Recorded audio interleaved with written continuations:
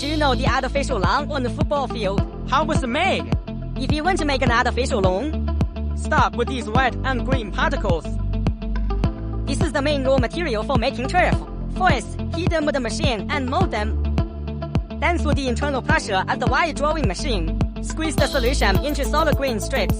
After cooling and shaping in the water tank below the machine, then it is drawn into the shape of grass silk by the front roller.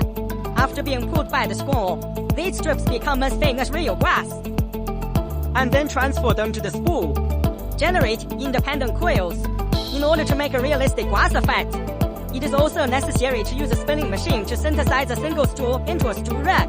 生铁的 base core 粉落 As the tufting machine starts to work, It has 480 needles. at a speed of 3 meters per minute, shoot the shredded grass evenly on the base core.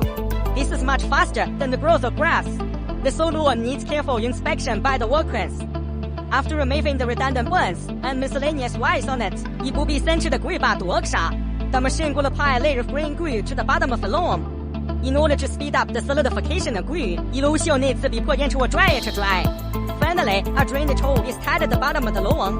It can be transported to the stadium for laying. Such an amazing production process. It's very powerful